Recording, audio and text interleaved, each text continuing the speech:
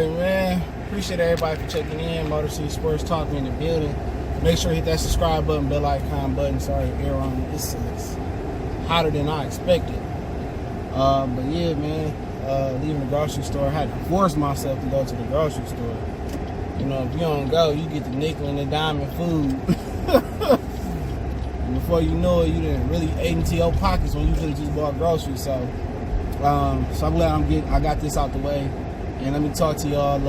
And I've seen this come up in the thread. I think I touched on it before a little bit about TJ Hockenson and what if he don't start. And then you got the public perception, media perception, same thing. And then you got it from a football standpoint of view. Now, if Hockenson don't start and he get beat out by Jesse James, it's not the worst thing in the world. It doesn't necessarily mean by snap count he won't play. He won't be the starter. Now, I would just say Jesse James tight end starting.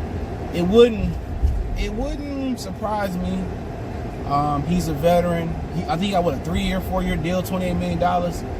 And he's made plays. You know what I'm saying?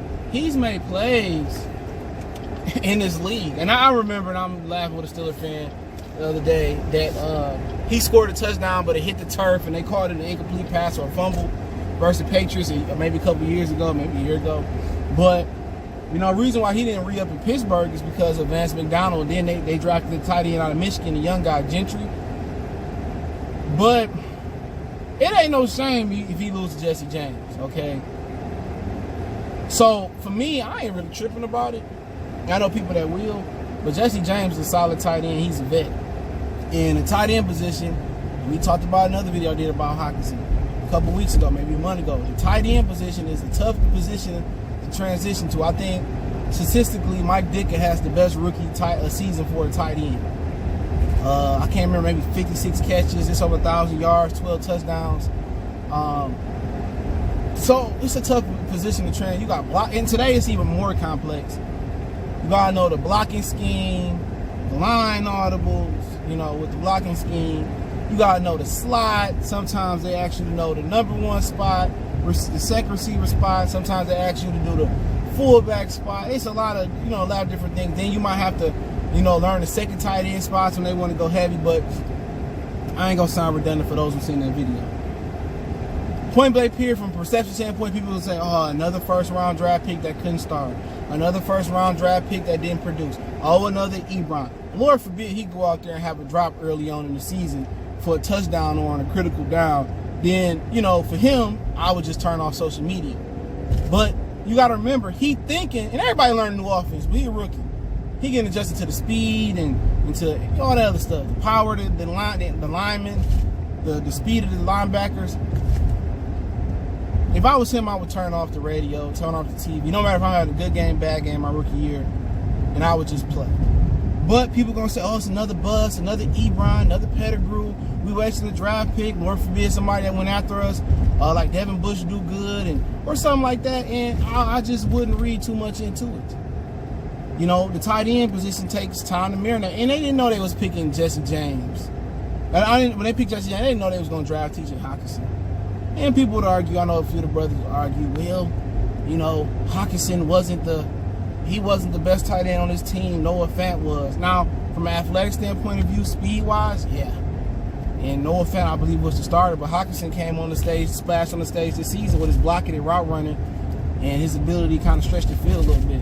And by all NFL boards and prospect boards, he was the best tight end in the draft. Now, that might be factual. Down the line, it might be a 5th-round draft pick that might be better than him, but you don't know until then. But long story short, I wouldn't read much into it. I wouldn't trip about it. If he started, he started, but it's all about the snap count. He might be in on critical downs. He might run a ton of heavy sets, 2 tight end sets. They might line him up in the slot. They might line him up in the number 1 receiver spot. They might line him up at number 2. He might start as the up back. He might play some as the up back. He may end up playing more snaps or a larger percentage of snaps than Jesse James. He may. They might play together. They might cause a matchup nightmare. Too big and physical for corners, too athletic and smooth for linebackers. So it doesn't bother me that if he don't technically be the starter. Let's see his pitch count. Let's see how many snaps he plays. I think then we can go from there. So he might necessarily not be the starter on paper, but eventually I think he'll pick up some steam. And what I'm hearing from camp, Stafford threw another touchdown to him today. So, it doesn't bother me at all. I'm not going to say it's a bust, and people always want to just go off the fence. It doesn't matter. Tell me the snap counts. Tell me the splash plays. Tell me the actual percentage of the snaps he taking versus Jesse James. It might be 50-50. They might play the same amount of snaps. So it's a partnership, just like I'm saying about Derrick Rose and Reggie Jackson. It's a partnership, They both part-time tight ends that make up one full-time position, and they both do things the same. Some might do things a little bit better. Hockenson might block better. Jesse James might have more IQ and awareness on as a level, more experience, obviously. So it doesn't bother me at all. I'm not gonna trip about it. I think it's a overreaction, but everything I've been hearing more splash things about Hockenson.